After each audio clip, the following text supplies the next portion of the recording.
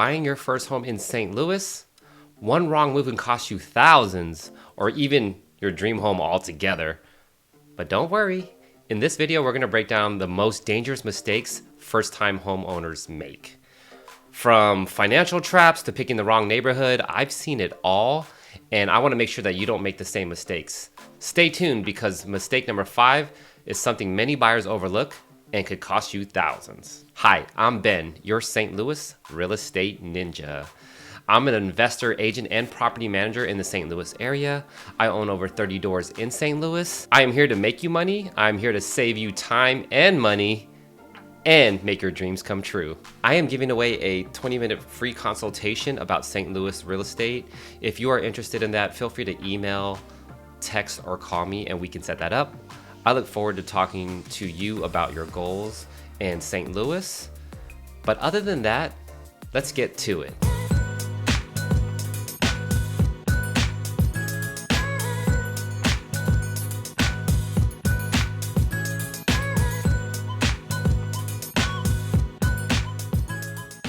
Comparing your home to the one that got away. A lot of times when you are on your home search, you are going to be looking at a lot of homes, and a lot of homes are good and a lot are not so much. But there's always that one that was good and perfect for you, but then you lost out. So maybe you got outbidded, maybe you didn't bid fast enough, and it got away. That is very likely to happen, and it is just part of the process. I did have this client, and she missed out on her home by $5,000. It was a bidding war and she didn't want to go up, so she missed out for $5,000. Looking back at it, she wished that she had bidded the $5,000 and she wished she had that property. And 6 months later, she's still talking about, this house is not as good as that house. And it's just very difficult to see what's in front of you when you are still looking in the past for that perfect house that got away.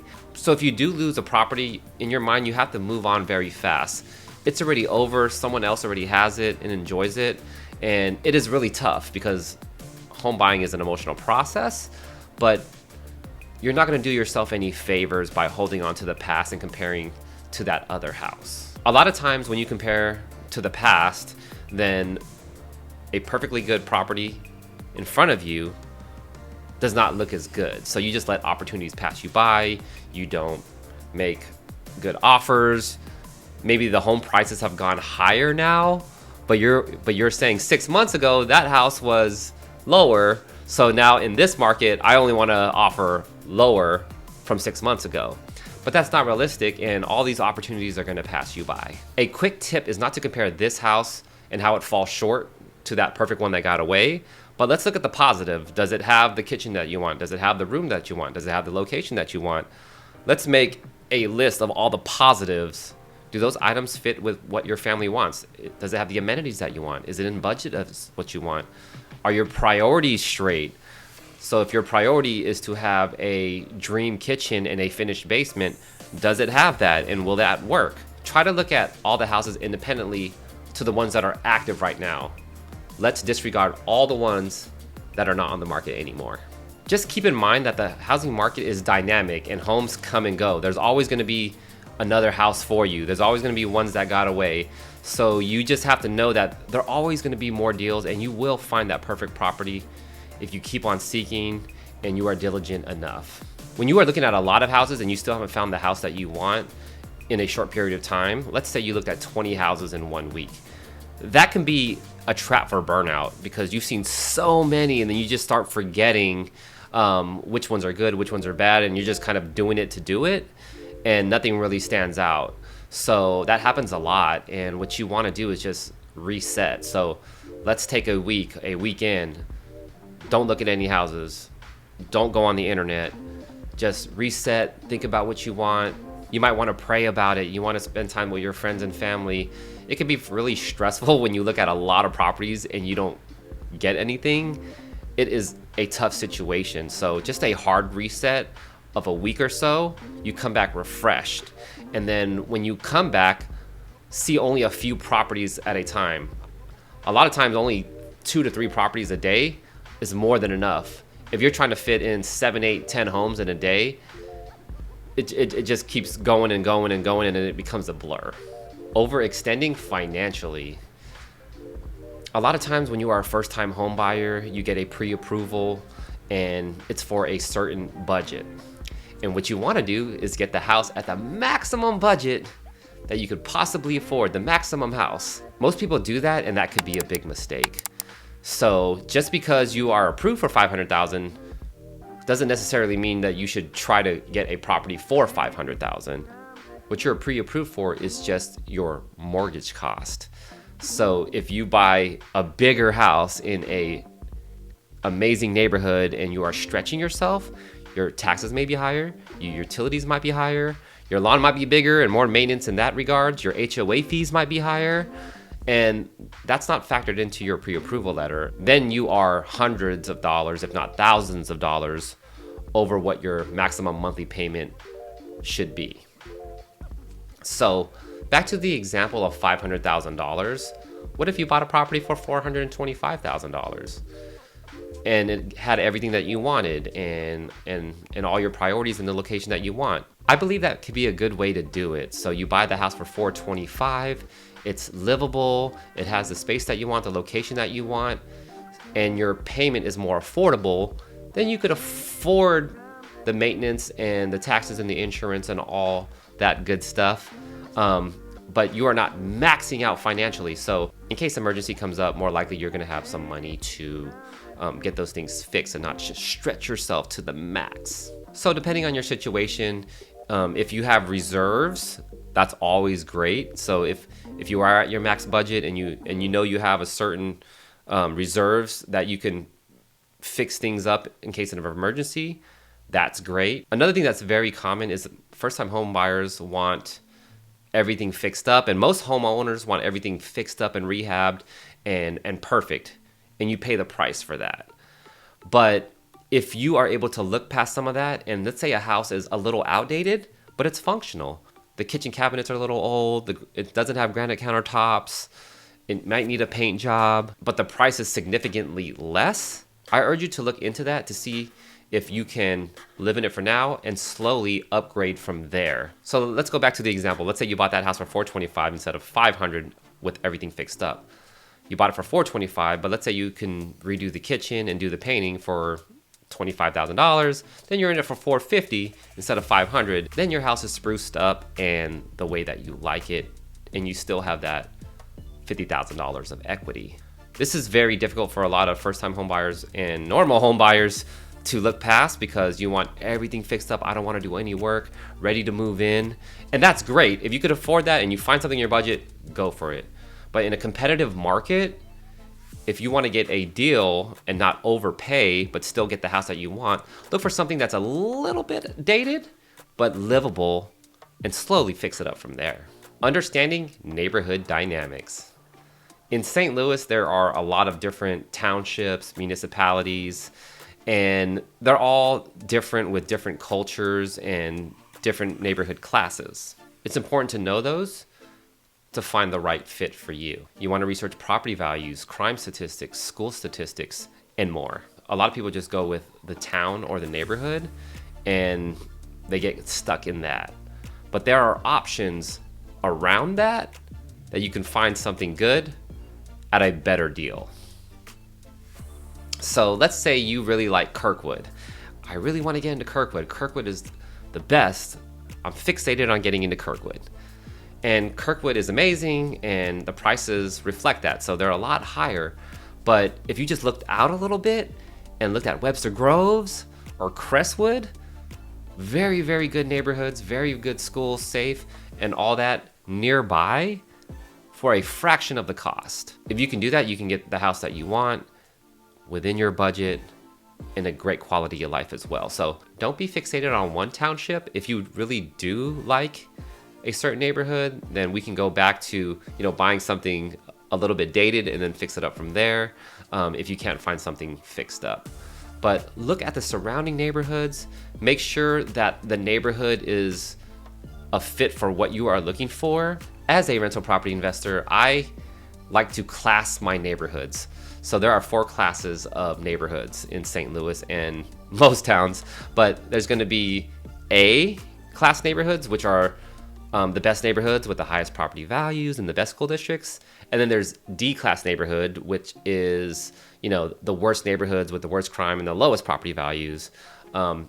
C is more, blue collar working class. B is that step down from A, where still very solid school districts and a little bit above the median home price, but it's not that top-notch A class neighborhood. So, most of the time as a home buyer, you want to be in the A or Bs. For rental properties, you want to be in that B or C plus. You can make grades of certain neighborhoods and kind of pit them against each other. And usually the better the neighborhood, the higher the price. So if you can go down from an A to an A minus or a B plus, but it'll be in your budget and have the space and the school district that you want. A lot of times you can find good deals that way just by grading them and seeing if you are okay with living in certain neighborhoods. As a rental property investor, I like to be in the C plus B minus neighborhoods. So, I don't want to be in the D or the C minus neighborhoods, but I will pay a little bit higher to be in a good, solid neighborhood that is more desirable for rentals. A lot of times when you are first getting started, you are going to be, I gotta be in this neighborhood, I gotta be in the best A plus neighborhood. And then, after you go through it and you look at everything, you're gonna find out you can't afford certain things, there are no good houses in your price range, all that stuff. So grade the neighborhoods that you like, have a list of, 5 or 6, and kind of go down from there and look at the houses in those neighborhoods and see what houses you can actually like and fit what you're doing without being fixated on that number one. Hopefully you can get that number one, but in a competitive market, sometimes it could be a challenge. Next, we have weather and topography. In St. Louis, there are a wide range of houses in different neighborhoods, different topographies, different areas. And here are some of the risks that you might come across in your home search. First thing is the flood zone. There are flood zones throughout St. Louis. And a flood zone just means that you are near a body of water and there is a higher chance of flooding. It doesn't mean that it's going to flood all the time every year, but some places do flood more than others. And if you are in a flood zone, you are going to pay higher flood insurance. So you have to factor that in, right? So I buy a lot of rental properties in University City, and some prices are lower in the flood zone. So $20,000 lower for a property. So let's say this property is $20,000 lower because you are in a flood zone. That's good, right? Good deal. But your insurance might be $100, $150 higher every month because you have to have that extra flood zone insurance. So just know that there are a lot of things in the flood zone. You get them cheaper, but you have to pay more insurance. And you want to do your research to make sure that that place hasn't flooded every single year. It might happen once in 30 years, and maybe that's a risk that you're willing to take. But a lot of times that means you don't want to finish your basement because of those risks. Some houses in the neighborhood are in higher elevation, and some of them slope down to the bottom, so water can get in. So if a flash flood comes in, it just kind of sinks right at the bottom, and then you have a risk of water getting into your basement. So I lived in Webster Groves, and we did live at the bottom of the hill. And in 9 years, we had 2 times where the water came in the basement because the water would just flow down, and we were kind of at the bottom basin part, and it was kind of nerve-wracking, when your basement gets water into it.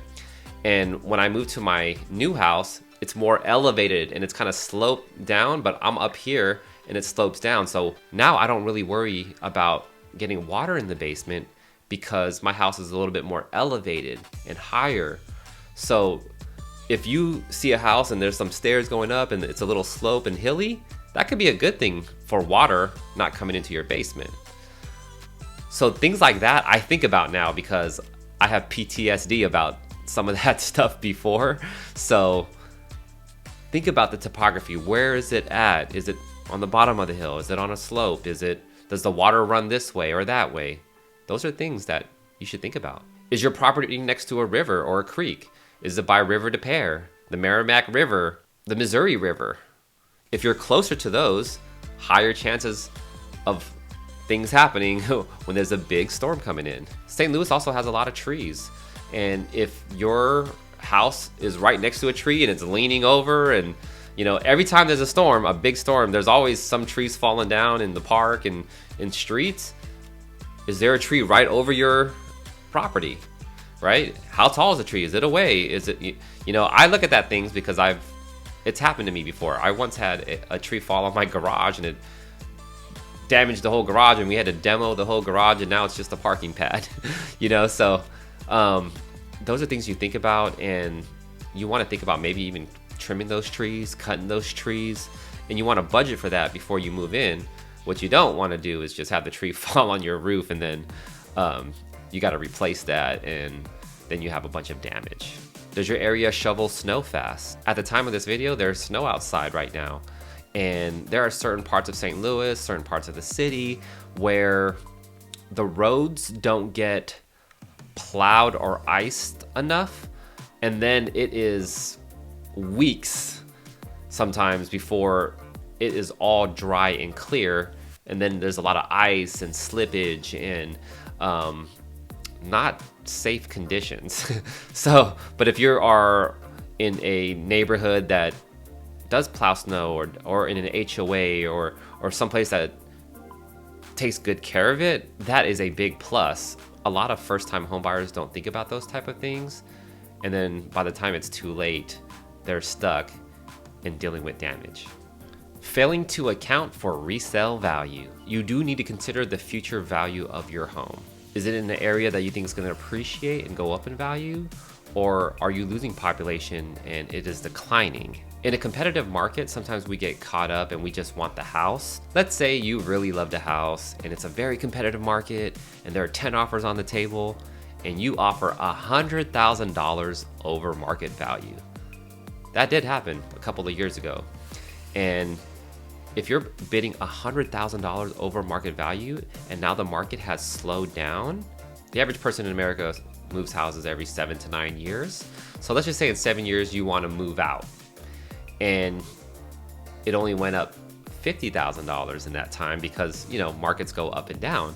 But you paid $100,000 over market value 7 years ago, and the appreciation now doesn't quite meet there.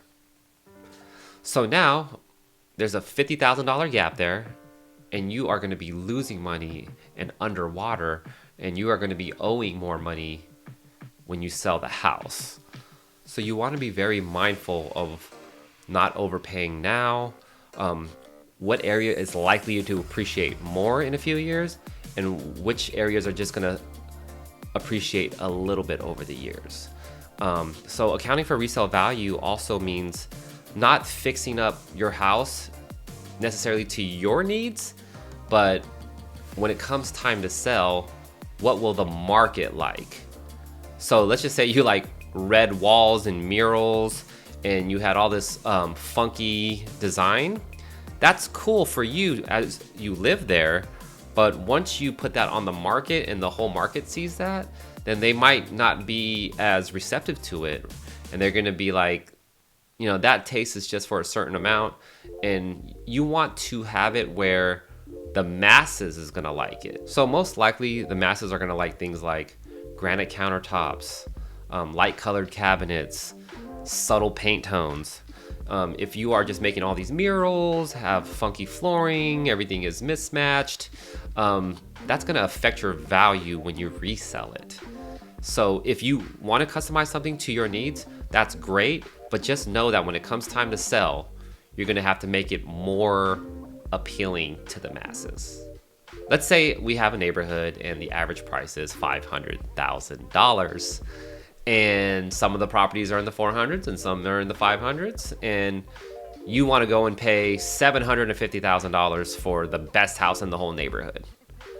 That is going to affect you down the road because everybody in this neighborhood is looking for houses in the 500s. You have the $750,000 one. Most people are going to be like, this house is way too high for this area. And then you're going to be sitting on the market. No one's going to buy it. It's going to take a long time. You're going to have to lower your price. You might lose money. You still have a loan to pay. So try to get a house that is not the highest. You want to be in the middle range. A little above is fine. But definitely don't overpay. When you really, really love a house and it's in the neighborhood that you want, I get it. You want the maximum house, but you have to think about your house also as an investment and the future ramifications. Does your property have development going nearby? Is a Costco coming in? Are they developing centers for business and strip malls? Or is it more of an established neighborhood and the population is dying down and people are moving away to certain other areas? If that's the case, you're not going to overpay, right? You're gonna want to buy something lower than the average price. 7 to 9 years from now, the average time when people move, it's probably going to be lower or the same, or the appreciation is not going to be as high. Think about that so you don't lose your shirt. Skipping the pre-approval process. I do see a lot of first-time home buyers. They're excited for their home search. They want to find their dream home. They make the decision that they do want to find a new home. Then they start looking at properties. They start going on Zillow. They start talking to real estate agents, and they start looking at houses, and this one's so nice and it has everything that we want. But then later on, you're going to have to make offers with a pre-approval letter. Then you come to find out that you can't even afford that house that you really, really love. It is always best before you start your search to get a pre-approval letter to know what's actually in your budget. It is always best to get a pre-approval before you start looking at homes seriously. This is going to help you avoid a lot of disappointment, looking at the wrong houses, looking at houses that are not even in your same ballpark. And then also when you get your pre-approval, you kind of get an idea of what your interest rate is going to be, what your payment's going to be, a more accurate picture of what you can actually afford for your monthly payment. Also, when you start talking to your lender, you might have some underwriting issues, possible issues that might come up, and you're dealing with that all up front. If you are just looking and then you like the property and then you want to make an offer and then get a pre-approval, you might have to deal with those issues later down the road, which might contribute to your deal falling apart and you having to back out, losing your earnest money, losing your dream home. So the finance is usually the thing that holds up these deals the most. So having that pre-approval first, talking to your lender first before your search is going to help you a lot. Waiving inspections. In a competitive market, you have to get creative, and sometimes you are going to make offers as is because you really love a property, and that can be a risk. So let's just say a seller has their house on the market and both of you guys are at the same price. But this offer right here says we'll buy it as is. So you don't have to fix anything. You don't have to pass occupancy inspection. You don't have to put more money into it to get everything ready to sell. And this person just says, no, you have to fix everything. We're a homeowner. We want everything to be perfect. So we want you to fix everything. This as is offer is going to win most of the time. But there's a risk there because once you buy it as is, you're basically telling them the seller, you don't have to fix anything anymore. We'll take that risk. So then you buy it as is, you do your inspections, and then you find out that there might be an electrical issue or a plumbing issue or a sewer issue or whatever it happens. And then you're on the hook for a couple more $1,000s. You're doing the work to fix it up. That happens a lot. And if you're okay with that and you know that going in, that's fine. But most first-time home buyers want everything perfect, right? You spent a lot of money and you want everything ready to go and just move in ready. When you do that though, sometimes you lose out. So if you are handy or if you have some reserves and if you make a calculated guess on what those repairs might be, then you're in a better position. So most of the times when houses are on the market, they look amazing. They're staged, they're clean, they look great. And most of the time there's not gonna be a lot to do, but most of the time there's gonna be a few things. So just know that you might have to do some work. As an investor, I've bought a lot of houses as is. Once you have the occupancy inspection, they're gonna tell you to fix a few things. And sometimes it's a couple $100, sometimes it's a couple $1,000. When buying as is, this is what I do. I will put the offer in that we are buying as is. We are not making you, the seller, fix anything, but I still want the inspection period where I get my home inspector in there and do our due diligence to make sure there's no huge surprises. So let's just say they accept that deal. We have 10 days, I get my home inspector in there. They do all the inspections. They tell me this, and this maybe might come up. Then I think to myself, can I handle that myself after we close? And if I can, then I'll just go with it, and the seller's not gonna have to fix up anything. Just give me a few days to do some due diligence. We have won a lot of deals that way, and the homeowner that wants the seller to fix up everything, they kind of miss out. There it is, the most dangerous mistakes a lot of first-time homeowners make. I hope you get some value out of this so you don't lose out on your dream home or spend thousands of dollars unnecessarily. I also made this other video here about buying rental properties. It goes through the process of buying, renting, fixing up properties. So hopefully you get some value from that. Once again, if you want a free 20-minute consultation about St. Louis real estate, investment properties, property management, buying your dream home, that's what I'm here for. Feel free to email, text, or call me. I would love to talk to you about your situation and your goals. Other than that, I'll see you on the next one.